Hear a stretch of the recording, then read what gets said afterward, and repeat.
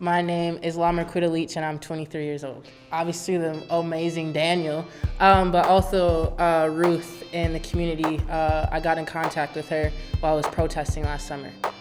Ruth was inspiration, a young black lady in the community that really came alongside me when I was going through mental distraught of just the racism and whatever of last summer, and she became a good, strong person that I could rely on. And just someone I connected to. I have to give it all to God. Everything, obviously, we all have our talents that we're given, but God is my true inspiration, and anything that He gives to me, I'm just the one to write down. I'm just the messenger.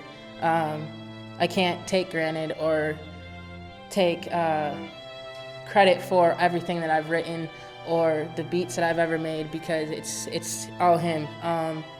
But my inspiration comes from just the life that I've lived and hoping to inspire other youth and other young people. That hope is possible, that there's hope in every darkness. Life is not going to be easy. It's not going to be roses and sunshines, and there's going to be a lot of people who are going to tell you things that they just want you to hear, but be ready to know that life is not going to work out how it's going to, and have a back plan and a backbone, and make sure that you have a foundation for yourself. And honestly, don't let anybody tell you what you can't do, because the sky has never been the limit. Limitations are only set if you want them to be. Open up and be vulnerable. It's not something that I've always been comfortable. Vulnerability is not really something I really was brought up and taught to, allow. My problems are my problems, and your problems are never supposed to be talked about. You're not talked to unless you're talked to by an adult. And so during protesting, I really had to have a wake-up call that most people, I would say at my age, are not bound to have. And it was in that time of going through mania, complete mania, and just, detaching from the world. I had to really figure it out as an individual. The kids, honestly, the kids are what made everything so much easier. This whole time I'm thinking that I'm alone and that no one really, I'm not really impacting anybody, but I'm seeing all these kids come around me and they're like, we need you. We essentially don't really know how to do anything without you, because of the fact that your voice has allowed us to have more freedom, whether it's in the schools or it's even out in the community. We're getting more respect. And having the young kids come to me and be like, hey, you know what, we need you, and you are inspiring us more than you know, it is just something that I can't even touch on the realm of, because these kids are so inspiring. These kids truly are about to run this nation. I would love to be a mentor. Give them what they deserve. Every child deserves education.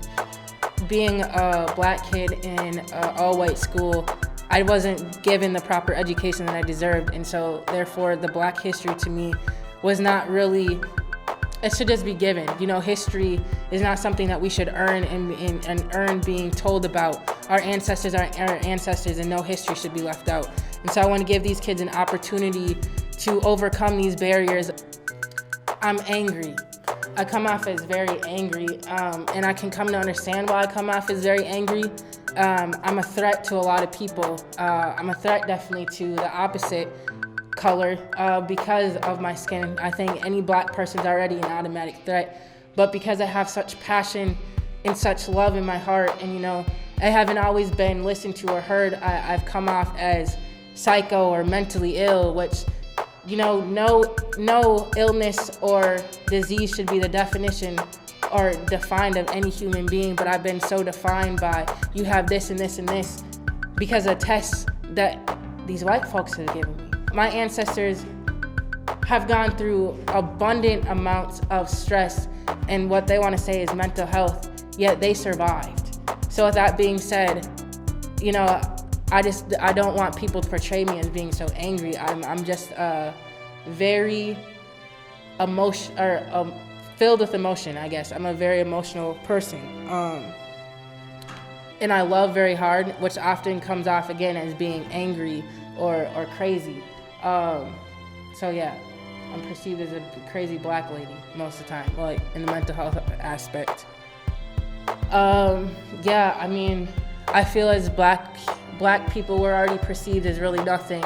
And being a black woman, it's so hard living in this society because there's always these, standards and expectations of, you have to have your hair done, you have to have your nails done, you have to, have all these things done. And, it comes down to these things again, these materialistic things. But yet everybody has raised us to tell us that beauty, natural is beautiful. Yet nobody is ever natural. There's always wigs or weaves and this and that because they think that they have to be classy. But what happened to beautiful being classy? What happened to natural being classy? And then if you are natural, well, then people feel uncomfortable because, oh my gosh, your hair's in an afro and it's nappy and it's this and it's that. And no, that's who I am as a human being. My hair is my hair and it has curls, and being a black woman, to live in a society of both sides, where on the white side I felt so stuck and in between because I'm a black girl, yet I'm with all these white girls and they're putting their hair up in a ponytail and they're straightening their hair and they're coloring their hair. And as me, as an individual, I can't do those things. And so I'm getting stuck because my mind is being switched. I'm looking in the mirror and I'm not seeing black, I'm seeing white. I'm feeling like I'm somebody else, very, disengaged. And then going on to the side of, the opposite of my people, of being judged because I don't have my hair done all the time, or I don't have my nails done all the time, or I don't have a car or these nice things. It's really left me stuck. And so I know it's such an emotion to say I'm just a black girl, but that's honestly what I feel like. Where I'm just a black person, I don't have any high resemblance to myself other than the melanin on my skin. Music is literally my life. I don't think that if I have it, I would ever be able to have made it as far as I have. With, life, I think that there's so many different genres and, there's so many different cultural background differences of music. And being raised how I was raised, I never really took on a different, really relating to one culture of, I'm Ethiopian or I'm Kenyan and I have to listen to one genre. I've come to find that all music is really beautiful, but really relating to the most music is the music of my people. I was telling most people is that I'm feeling so unconnected to music because it's all about just drugs and sex and violence and this and that. But we're trying to raise queens and kings and these young kids, and we're teaching them all these things. Yet that's the whole back point of what we're really doing, because we're saying one thing, yet our music and whatever represents another. And so music for me is so much more than, drugs and sex and this and that. That's great and dandy. Music is emotion, and with emotion tells a story.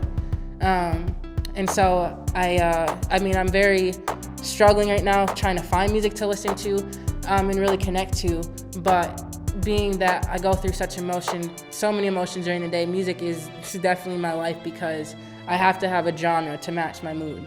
That's all I'm gonna say. I've been blessed and privileged to be a part of such an inspirational movement. I definitely think that I was meant to do this, and I couldn't be more blessed to be a part of now a strong built community that has come around me and given me nothing but hope and guidance and more inspiration and told me the things that I can accomplish.